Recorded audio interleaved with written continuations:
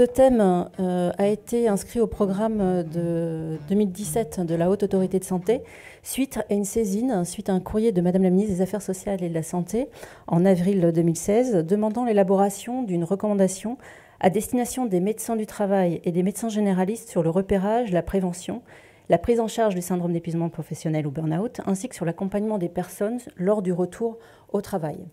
Ce thème s'inscrit également dans le cadre du plan Santé au travail 2016-2020.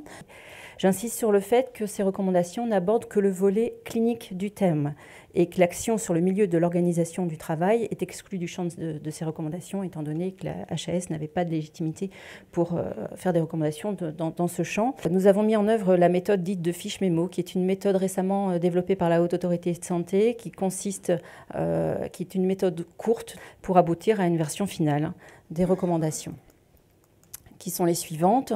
Donc, la Haute Autorité de Santé entérine le fait que le syndrome d'épuisement professionnel n'est pas une maladie caractérisée. Il se traduit par un épuisement physique, émotionnel et mental qui résulte d'un investissement prolongé dans des situations de travail exigeantes sur le plan émotionnel. En insistant sur le fait que c'est un processus de dégradation du rapport subjectif au travail à travers les 3 dimensions précédemment citées. Donc, les 3 dimensions sont les suivantes: l'épuisement émotionnel, le cynisme ou la dépersonnalisation et la diminution de l'accomplissement personnel au travail ou réduction de l'efficacité professionnelle. Les manifestations cliniques, effectivement, sont très variées, plus ou moins importantes, d'installation progressive, souvent insidieuse, en rupture avec l'état antérieur. Elles revêtent différentes dimensions émotionnelles, cognitives, comportementales, motivationnelles, physiques et sont non spécifiques. La démarche diagnostique est la suivante. Il s'agit tout d'abord de caractériser le syndrome en repérant les pathologies sous-jacentes éventuelles, telles qu'un trouble de l'adaptation, un trouble anxieux, un trouble dépressif ou un état de stress post-traumatique, et d'évaluer avant tout et prioritairement le risque suicidaire. Ensuite, il s'agit de rechercher des éventuels facteurs de risque, je vais y revenir, et de réaliser un bilan somatique afin de rechercher une éventuelle pathologie organique associée. Et il est indispensable de contacter le médecin du travail ou, si le patient n'en a pas, une consultation dans un centre de pathologie professionnelle, avec l'accord bien sûr du patient, pour alerter et avoir un éclairage sur le lieu du travail. Je reviens ici sur les facteurs de risque. Et cette analyse s'appuie sur les 6 catégories de facteurs des risques psychosociaux tirés du rapport Golac publié en 2011, qui sont les suivants. Donc l'intensité et l'organisation du travail, l'exigence émotionnelle, l'autonomie, la relation dans le travail, les conflits de valeurs et l'insécurité dans l'emploi. Il s'agit également, dans ces facteurs de risque, d'analyser les éventuels antécédents personnels et familiaux. Et nous avons souligné également le point suivant, c'est-à-dire que l'existence de ressources dans le travail, de support social, était protecteur. Un focus a été fait dans ces recommandations sur les soignants. Pourquoi ? Eh bien, c'est une population à risque historiquement et encore de nombreuses études récemment ont été identifiées chez les professionnels de santé. Plusieurs facteurs les rendent vulnérables, que ce soit la demande de performance, l'image du soignant infaillible, les valeurs d'engagement, d'abnégation, les injonctions contradictoires, les dispositifs de soins, les tensions démographiques, l'insécurité, bref.